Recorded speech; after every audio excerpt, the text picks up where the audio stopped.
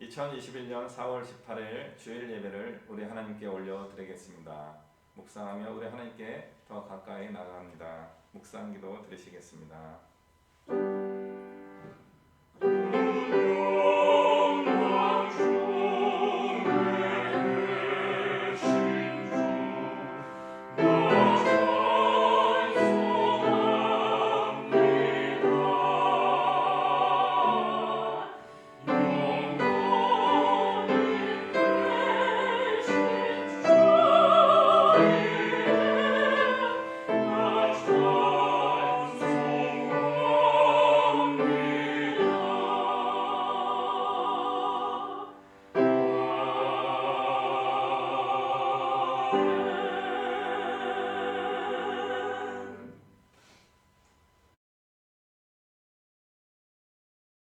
다 함께 찬송가 36장 부르시겠습니다.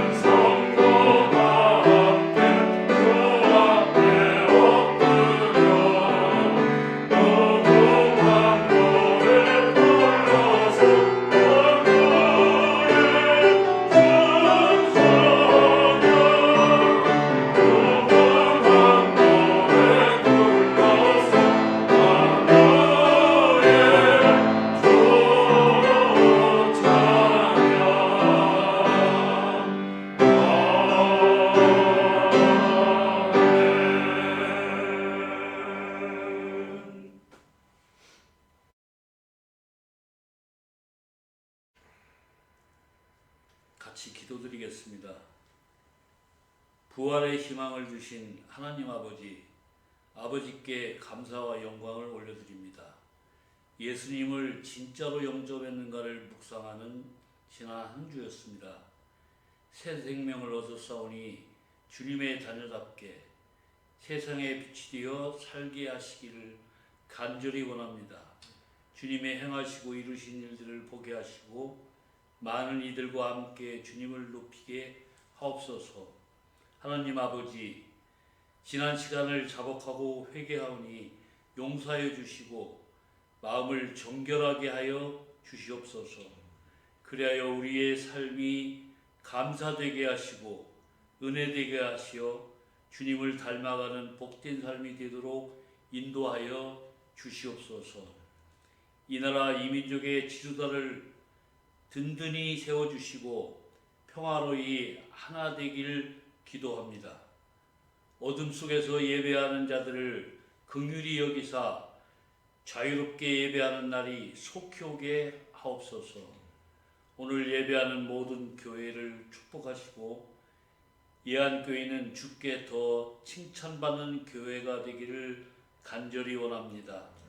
목사님 가정을 축복하시고 항상 건강하게 하시옵소서.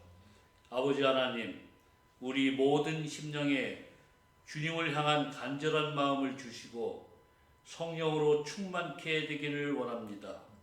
오늘 예배를 통하여 주님 홀로 영광 받으시길 우리를 죄악에서 구원하신 참 좋으신 예수 그리스도의 이름으로 기도드렸습니다. 아멘.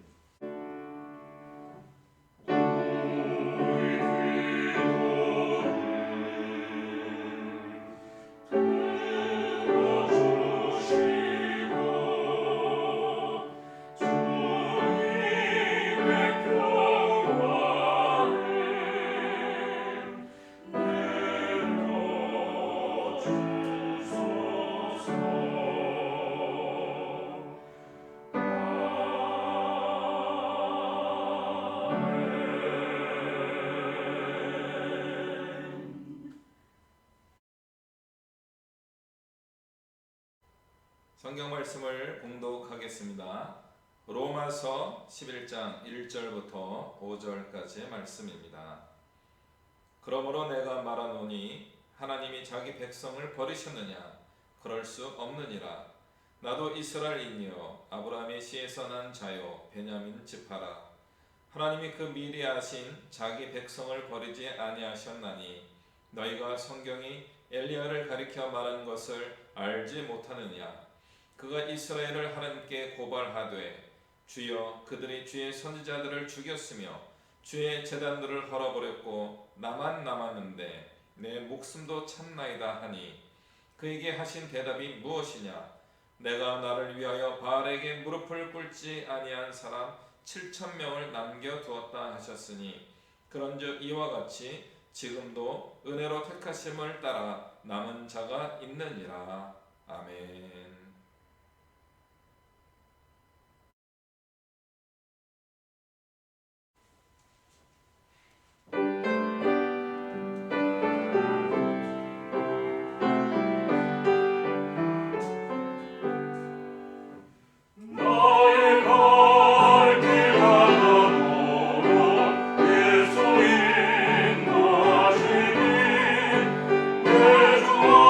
내 주 안에 있는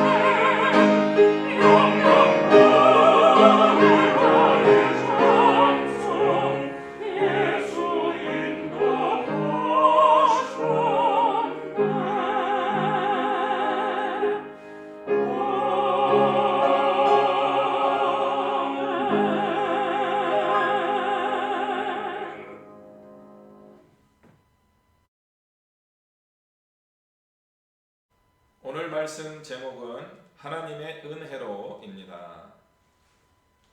우리가 성경을 보면은 이름이 알려져 있지 않은 그런 사람들의 이야기가 자주 나옵니다. 예수님의 제자들 12명은 명단이 나오고 있지만 그다음 70명의 제자들이 파송되었을 때 그들의 이름이 다 기록되어 있지 않습니다. 그리고 500명의 성도들이 있었고 수많은 초대교회에 성도들이 많이 계셨음에도 불구하고 성경에서는 그 모든 분의 이름을 다 언급하고 있지 않습니다. 로마서 16장에도 보면은 또 많은 이름이 나오고 있긴 하지만 모든 교회 성도들의 이름을 다 기록한 것은 아닙니다. 그러나 이름이 없다고 해서 그 당시에 우리 기독교인들이 존재하지 않았다라고 할 수 있느냐? 그렇지 않습니다. 이미 모든 많은 그리스도인들이 예수님을 믿게 되었고 다 구원을 받은 것입니다. 그래서 이름이 알려지지 않은 사람, 또 일부러 이름을 쓰지 않는 사람의 경우를 익명, 영어로 anonymous라고 하며 성경 안에서도 종종 그런 사람들이 등장하고 있습니다. 우리 일상에서도 자주 쓰는 표현 중에 하나이죠. 익명이라고 하는 이름이 없는 그런 상태입니다. 이스라엘 사람들에게는 이 이름이라는 게 굉장히 중요합니다. 누구죠? 노아의 아들 3명의 아들이 있죠. 셈과 함과 야벳이 있는데 특별히 이스라엘 민족은 자기들이 셈의 자손이다라고 보고 있습니다. 그래서 이제 학자들이 연구할 때 이제 셈어족이라고 해요. 셈어를 사용하는 그런 사람들이 있다라고 본 거죠. 문법적 구조라든가 비슷한 유사한 단어들을 사용하는 것을 보고 그렇게 구분하게 됩니다. 대표적으로 현대에 있는 그런 언어 민족들이 누구냐면 아랍어를 쓰는 분들이고 또 이스라엘처럼 히브리어가 그런 셈족의 그 범주에 들어가게 되어 있습니다. 그래서 이 셈족의 뜻에서 나온 이 셈이라고 하는 뜻 자체가 그 이름이 이름이란 뜻이에요. 그러니까 이스라엘 사람들에게는 이 이름이 굉장히 중요합니다. 그래서 성경에서도 태초에 아담이 하나님의 지으심을 받고 또 세상 만물이 창조가 되어서 동물들이 많이 만들어졌을 때 하나님은 그 동물들을 아담에게 데리고 와서 어떻게 하나 이렇게 보십니다. 그러면 아담이 그 동물들에게 이름을 하나하나 지어주는 거예요. 그러니까 이 셈이라는 이 뜻은 이름을 갖는다 또는 이름을 지어준다, 명칭을 해. 그러니까 제가 이제 자주 언급하는 시 중에 우리 김춘수 씨의 꽃인 거 아시죠? 꽃이라는 이 시가 그런 비슷한 느낌을 우리에게 주고 있어요. 그 이름을 불러주었을 때 꽃이 되는 것, 그런 뜻입니다. 나도 누군가에게 또 누가 나에게 이 이름을 불러주면 좋겠다, 그런 이제 뜻을 반영한 게 그런 김춘수의 꽃의 단기 발견 내용에 비슷하게 성경 안에서도 이름을 남긴다는 것이 굉장히 중요한 것이었습니다.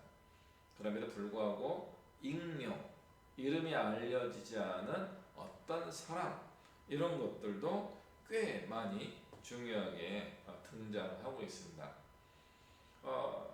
성경을 읽어보다 보면은 이제 열왕기상에 나오는 장면 중에 하나입니다. 남왕국과 북왕국이 분열왕국을 이루게 되었을 때에 남왕국 출신 어떤 선지자가 북왕국에 와서 북왕국의 국가를 세워놓은 여로보암을 향하여 하나님의 말씀을 예언하게 됩니다. 이 사람이 이름이 없어요. 굉장히 중요한 역할을 하는 분인데 이름이 없어요.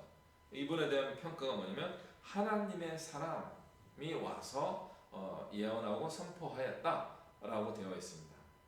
그리고 저는 이름이 좀 어릴 때 좀 궁금했어요. 이 성경 말씀을 읽으면서 이분은 왜 이름이 안 적혀 있을까, 이런 궁금함을 가진 적이 있었습니다. 또 굉장히 많은 다수의 익명성을 이야기하는 것 중에 하나가 오늘 로마서에서 바울이 언급해 주었던 아합 왕 시대의 대표적인 선지자 엘리야 시대의 상황입니다. 먼저 쓰임을 받았던 엘리야는 많은 기적을 행합니다. 갈멜산에서 누구죠? 바알과 아세라 제사장들과 대결해서 이겨가지고 그들을 다 죽이는 그런 일까지도 이뤘던 그런 분입니다.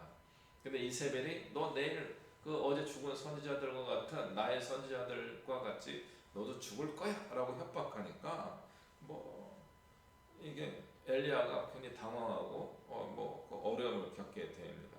이런 일들이 몇 번 계속 이어지면서 엘리야가 이제 못하겠다 하는 마음을 가진 거죠. 그래서 하나님의 산 호렙까지 그냥 갔어요. 거기 가서 동굴 속에서 하나님의 음성이 들리니까 하나님 내가 정말 열심히 했는데 저들이 주의 선지자들을 다 죽이고 주님의 제단을 다 헐어버리고 나만 남아가지고 내 목숨을 찾고 있습니다. 하나님 나 힘들어요. 이렇게 기도합니다. 어떤 면에서는 엘리야가 불평하는 것처럼 보이기도 합니다. 그때 하나님이 엘리야에게 그럼 은퇴해 이렇게 정해주십니다. 그래서 제가 우리 성도님들께 권면 하나 드리는 게 뭐냐면 하나님의 일을 하다가 하나님 힘들어요 일 못하겠어요 그러면 하나님이 어떻게 하실까요? 지난주에 예수님처럼 격려해가지고 야단을 치면서 해야지 이 사람들아 이렇게 하실 때도 있지만 엘리야의 경우처럼 수고 많았어 그러면 은퇴합시다 이렇게 한번 정리해 주실 수도 있는 겁니다. 그래서 엘리야에게 은퇴를 허락해 주고 난 다음에 하나님이 죄송해요 제 표현이에요. 제 하나님에 대한 이제 저희 하나님 제가 이런 표현을 좀 드리겠습니다. 하나님이 뒤끝이 있으셨어요. 그리고 하나님이 엘리야에게 그래 알았어 하기 싫으면 그만둬 라고 말씀하고 난 다음에 너 말고도 7,000명이나 있어 이 사람아 이렇게 이야기하는 거예요. 너 말고 7,000명이 준비되어 있어. 네가 했으면 좋겠지만 못한다 그러니까 그럼 그만둬. 그러면 한 명을 내가 추천해 줄게. 그 사람을 너의 후계자로 삼도록 하여라. 그 사람이 누구예요? 엘리사입니다. 그러니까 일라이자에서 일라이샤로 이제 후계 구도가 이제 생겨서 넘어가게 됩니다. 엘리사가 후계자가 된 이후에 엘리야가 이제 어떤 불병거, 불마차를 타고 하늘로 다 휴가 돼서 올라가는 그런 일이 일어나게 됩니다. 그러니까 엘리사가 이제 하나님의 사람으로 쓰임 받게 되니까 몇 명 남았을까요? 정확한 숫자는 아니에요. 하나님의 7,000명이라고 했기 때문에 이제 6,999명이 아직도 남아 있는 겁니다. 하나님은 일할 사람이 없어서가 아니에요. 이미 많이 있지만 그 중에 엘리야가 먼저 쓰임 받은 겁니다. 그리고 그 다음에 엘리사가 쓰임을 받은 겁니다. 나머지 6,999명의 이름은요, 7,000명의 이름은요, 그게 어너니머스입니다. 익명입니다. 이름이 알려져 있지 않은 구원받은 사람, 하나님의 사람들이 꽤 많이 있다. 이것이 우리 신앙 고백의 내용 중에 하나입니다.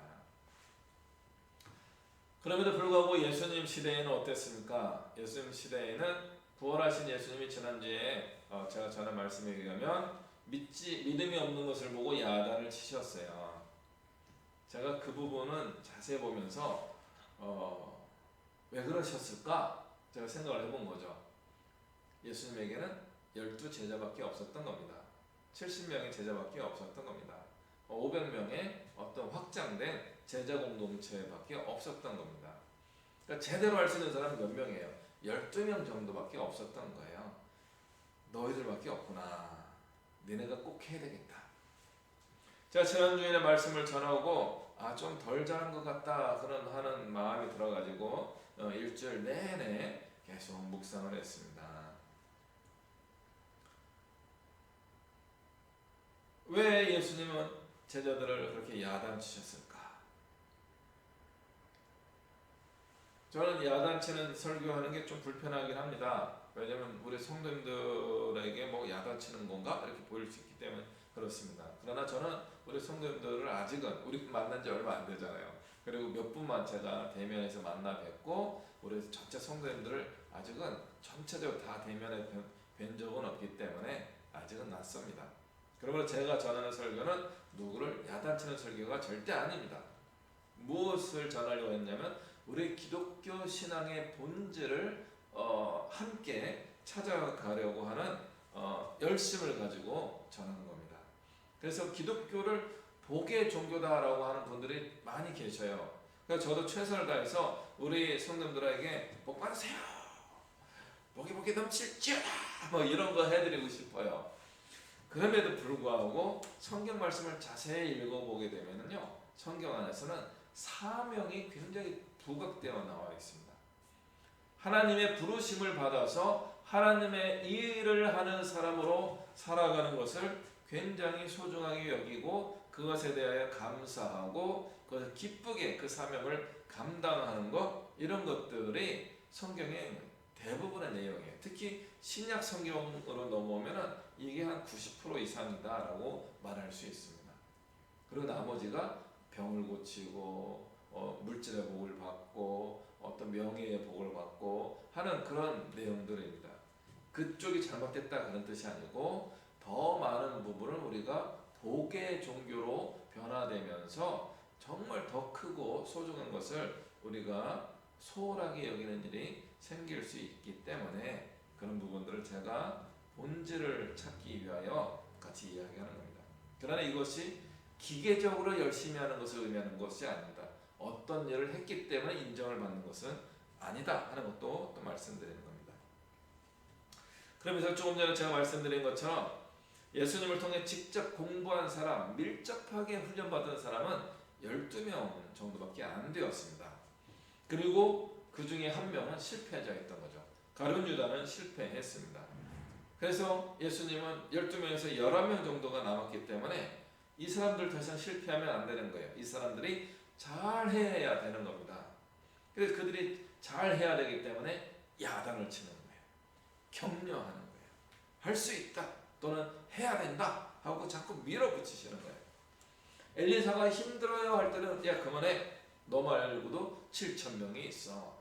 근데 제자들이 힘들어요 하니까 안 돼, 그래도 해야 돼, 너네 12명밖에 없어, 이렇게 되는 겁니다. 그래서 우리는 이 두 가지 마음을 한번 생각해 보면 좋겠습니다. 우리가 엘리야 같은 수준이 되었을 때 겸손해져야 됩니다.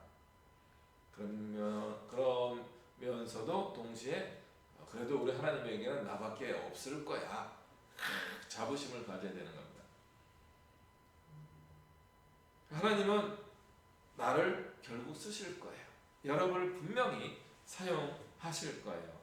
그런데 하나님 쓰시기에 괜찮은 사람이 되어야 합니다. 하나님 사용하시기에 불편하지 않은 사람이 되어야 합니다. 그런 사람들이 되는 것 어떤 것일까요? 그것은 바로 겸손함으로, 감사함으로, 늘 하나님 생각할 때마다 감격함으로, 예수 그리스도에 대하여 늘 기쁨의 눈물을 흘릴 수 있는 감동하는 사람이 되는 것입니다. 그런 사람들이 하나님이 귀하게 쓰는 하나님의 일꾼이 되는 것입니다. 마치 베드로처럼 바울처럼 그 성경에 나오는 수많은 하나님처럼 나도 쓰임을 받게 될 거야, 이런 자신감을 가지셔야 됩니다. 주님은 내가 주님의 사람인 것이 매우 소중하실 거야. 맞습니다. 우리 예수님에게는 우리밖에 없습니다. 여러분과 제가 주님의 마음을 기쁘시게 해 드릴 그런 사람들입니다. 그러므로 우리는 주님 앞에 당당하게 설 수 있어야 됩니다. 그렇죠? 주님, 저밖에 없으시죠? 이런 마음을 가질 필요가 있습니다. 그럼에도 불구하고 우리는 사도 바울을 통해서 다시 한번 생각해 봐야 됩니다. 사도 바울은 자신이 사도임을 늘 자랑합니다. 예수 그리스도로 말미암아 사도가 된 나 바울은 하면서 늘 이야기해. 자기가 사도인 것에 대하여 자부심을 가지고 있었어요. 그런데 그런 자부심과 함께 또 어떤 게 있었어요? 만삭되지 못하고 태어난 자 같은 나에게도 주님이 나타나 주셨습니다. 이 만삭되지 못했다, 칠삭둥이 그런 뜻입니다. 미숙아라고 하는 표현입니다. 이런 단어들을 잘못 사용하면은 이런 것 때문에 어려움을 겪는 사람들을 비하하는 것처럼 되기 때문에 현대에서는 좀 조심해서 사용하거나 되도록이면 사용하지 않아야 될 때가 많이 있습니다. 옛날 성경 번역에서 있다가 없어진 그 표현들이 있죠. 예를 들어서 문둥병 또는 안중뱅이 뭐 이런 단어들이 요즘은 잘 사용하지 않으려고 노력하는 겁니다. 문둥병이라고 하는 그런 병명도 이제 나병 환자였는데 또는 피부 질환이 있었는데 이런 식으로 번역을 하고 있고요. 안중뱅이 이 이야기도 하반신 장애자 이런 식으로 우리가 바꿔서 표현하거나 번역하거나 뭐 설계에 사용하는 추세입니다. 그래서 뭐 성경도 시대에 따라서 좀 번역이 자꾸 바뀌어야 되는 이유가 시대의 그 좀 어떤 가치관이 달라지기 때문이고 언어가 변화해서도 그렇습니다. 그럼에도 불구하고 바울이 만삭되지 못하고 태어난 자 같은 나라고 표현하는 것은 겸손한 마음의 표현인 것을 우리는 이해할 수 있습니다. 그래서 우리는 이 두 가지 마음, 나는 하나님께서 불러주신 사역자야, 사도야, 하나님의 일꾼이야 하는 이 자부심의 마음을 하나 가지고 있어야 되는 겁니다. 또 하나는 겸손함입니다. 내가 그런 구원받을 만한 존재가 아닌데 우리 주님이 나를 불러주셨구나, 나를 구원하셨구나, 그리고 나를 사용하시는구나 라고 하면서 감사하는 마음을 가지고 겸손하게 살아가는 사람이 되어야 하는 것. 이 두 가지가 같이 있어야 되는 겁니다. 기독교인이라고 하는 자부심과 나는 죄인입니다 라고 하는 겸손의 고백이 같이 있어야 되는 겁니다. 그것들을 딱 하나로 묶어낼 수 있는 고백의 원천이 뭡니까? 그것이 바로 하나님의 은혜를 고백하는 겁니다. 바울은요, 어떤 신체적 장애가 있었다라고도 사람들이 많이 해석하고 있습니다. 그렇지만 그걸 극복하기 위하여 정말 애썼던, 노력하고 높은 수준에 도달했던 분입니다. 그래서 오늘 성경도 잠깐 나오는 것처럼 이스라엘 지파하고 베냐민 집안의 사람인 겁니다. 근데 예수님을 만나고 난 다음에 어떻게 고백합니까? 그 모든 것을 배설물처럼 여깁니다 라고 고백하는 거예요. 사도행전에 보면 자주 분노하는 바울의 모습이 묘사되어 있습니다. 그러나 노년의 바울로 로마서로 접어들게 되면은 더욱 겸손하고 깊이 있는 은혜가 넘치는 그런 사람으로 변화된 것을 느낄 수가 있습니다. 그분이 예수님의 제자들, 그 당시에 존경하는 사도들에게 바울이 계속 주장했던 것이 바로 이런 것입니다. 이런 찬양이 있죠. 나의 나 된 것은 다 하나님 은혜라. 내가 된 것은 내가 노력해서 된 부분이 있어요. 타고난 부분도 있고요. 정말 뭐라고 하죠? 우리 피눈물 나는 피땀 흘려서 이루어낸 부분도 분명히 있습니다. 그럼에도 불구하고 내가 지금 이렇게 된 것은 다 하나님의 은혜입니다 라고 고백하는 거예요. 바울이 이 고백을 계속하고 있습니다. 그리스도의 은혜로 말미암아. 어느 순간인가부터 우리 한국 교회가 교만한 그리스도인들로 가득 차기 시작했습니다. 사회적 수준이 올라갔어요. 돈 많이 번, 돈의 물질의 복을 받은 분도 많았죠. 사회적 명예의 복을 받은 분도 교회에 굉장히 많아졌죠. 뭐 대표적으로 서울 강남에 있는 교회를 다니시는 분들이라고 다 그렇게 표현하면 안 되지만 그런 식으로 대명사적으로 표현할 수 있는 그런 일들이 뭐 서울에서뿐만 아니라 전국적으로 그렇게 이루어졌습니다. 교회가 옛날에는 가난한 분들이 많이 모였던 공동체였다면 지금은 부유하고 아주 높은 수준에 있는 분들이 정말 신실한 마음으로 많이 모이고 있는 경우도 있습니다. 이 골고루 있어야지만 좋은 교회입니다. 근데 문제는 그렇게 높은 수준에 도달하신 분들이 자기도 모르게 교만해지는 거예요. 어떤 면에서? 익숙함에서. 부유함에 익숙해지면요, 가난함을 잘 이해하지 못하게 됩니다.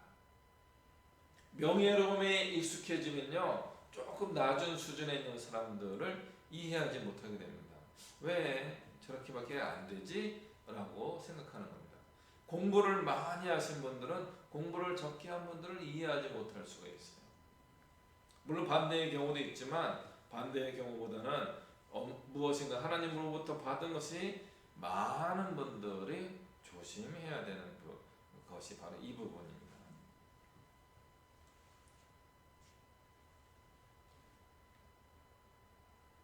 우리가 이렇게 볼 수 있어요. 나는 현재 가장 훌륭하고 가장 똑똑한 상태일 수 있습니다. 어제에 비해서 오늘이 더 똑똑할 수 있어요. 그래서 자부심을 갖는 분들은 그렇게 생각할 수 있어요. 그러나 반대로 생각해 보면 내일의 나보다는 내가 조금 부족하고 연약할 수 있어요. 물론 내일 어떻게 될지 어떻게 펼쳐질지 우리가 알 수가 없지만 우리는 겸손함을 자꾸 연습해야 됩니다. 근데 이 겸손함이 자기 비하로 내려가면 안 돼요. 자기를 막 못살게 구는 그런 마음으로 넘어가면 되지 않습니다. 그래서 우리는 셀프 이스팀이라고 하는 자기 존중감을 가져야 돼요. 나 괜찮은 사람이야. 그런 마음을 가져야 되는 거예요.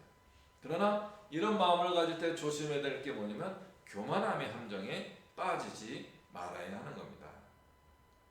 나를 막 존중해 주다 보니까 아주 죄송해요. 기고만장해 가지고 내가 최고야 라고 하면서 착각에 빠질 수 있습니다. 그럴 때마다 우리는 이런 고백을 할 수 있어야 됩니다. 나의 나 된 것은 다 하나님 은혜라. 이 고백을 계속하는 분들을 하나님이 미워하시겠어요? 못된 놈 이렇게 하시겠어요?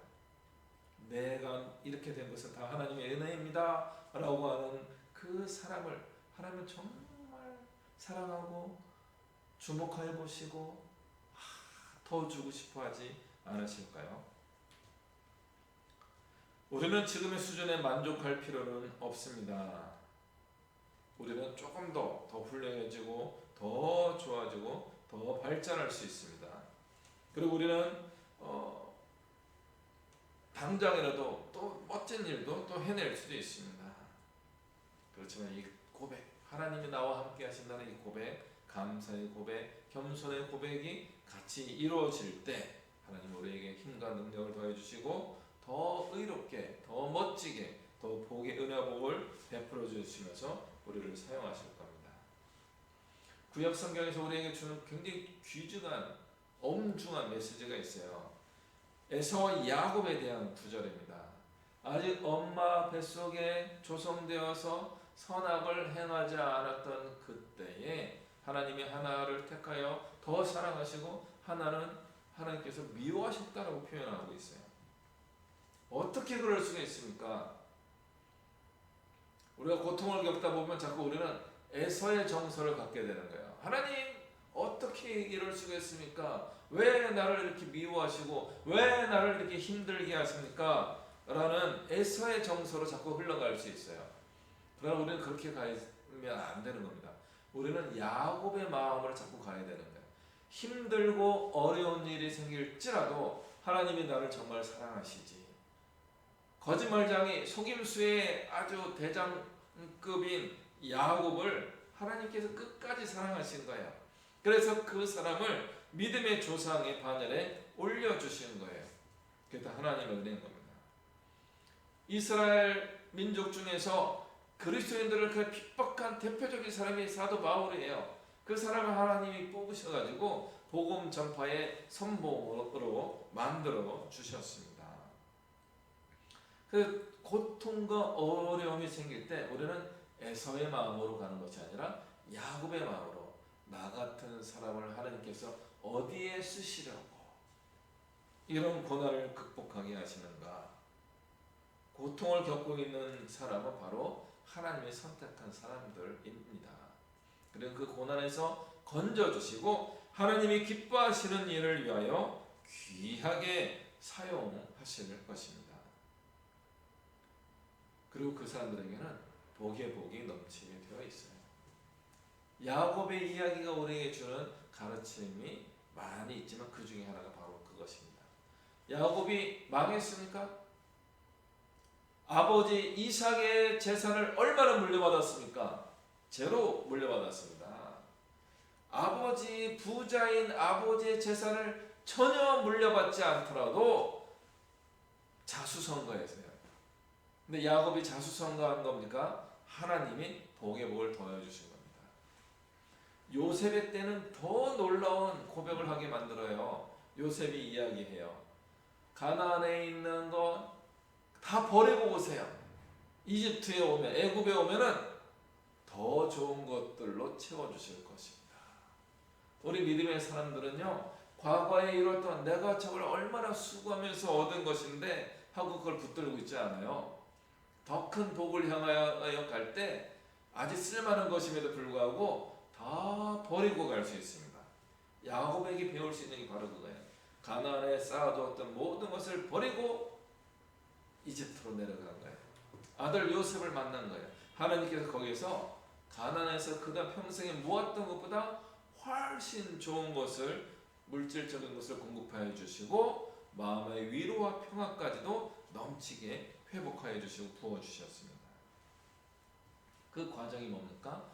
겸손해지는 겁니다. 우리 자신을 성찰하고 하나님의 은혜를 인정하셔야 됩니다. 겸손해지셔야 됩니다. 그런 사람을 우리 주님은 이 땅에서 오랫동안 사용하여 주십니다. 건강하게 존경받으며 여러 가지 활동을 할 수 있도록 해 주십니다. 우리는 그 하나님의 은혜로만 주님의 참된 제자가 될 수 있습니다. 종교개혁 시대에 솔라 그라치아, 솔라 피데아, 솔라 갑자기 생각이 안 났습니다. 오직 성경으로, 오직 믿음으로, 그 다음에 하나가 뭐예요? 오직 은혜로입니다. 하나님의 은혜로만 돼야 합니다. 이게 종교개혁의 모토였던 것입니다. 우리가 이 하나님의 은혜를 기억하면서 하나님 은혜에 늘 감사하면서 하나님의 은혜로만 주님의 뜻을 이루어가는 우리 모든 믿음의 식구들 되시기를 주님의 이름으로 축복합니다. 기도하시겠습니다. 주님, 우리가 늘 주님의 은혜를 기억하며 감사를 드립니다. 우리를 불러주시고 은혜를 더하여 주시고 주님의 나라를 위하여 사용하여 주셔서 감사합니다. 늘 우리와 동행하시고 우리를 통해 큰 영광 받아 주옵소서. 예수님의 이름으로 기도합니다. 아멘. 찬송가 310장 함께 부르시겠습니다.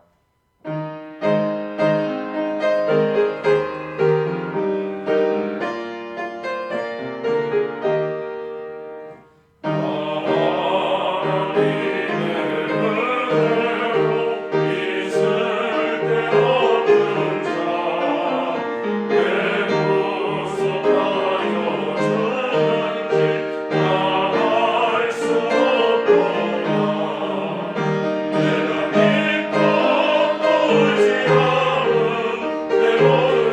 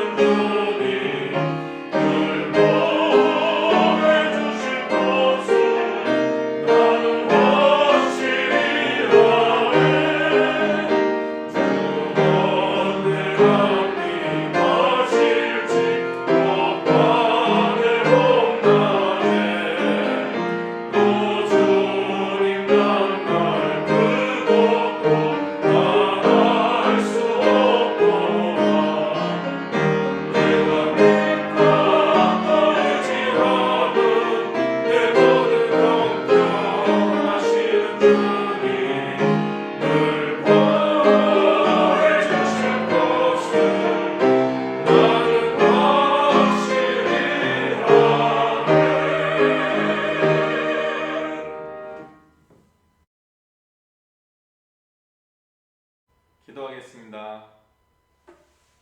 이 시간도 우리와 함께 하시는 우리 주 예수 그리스도의 은혜와 살아계신 하나님 아버지의 크고 영원하신 사랑과 성령 하나님의 교통하시는 은혜와 역사하심이 나의 나 된 것은 다 하나님의 은혜입니다 라고 고백하며 부르심에 대하여 겸손하게 그리고 당당하게 순종함으로 나아가기로 다짐하는 이곳에 머리 숙인 주님의 백성들 머리 위에와 주님의 긍휼하심이 간절히 필요한 이 나라와 이 민족 위에 열방 위에 이제부터 영원토록 함께 하시기를 간절히 축원하옵나이다.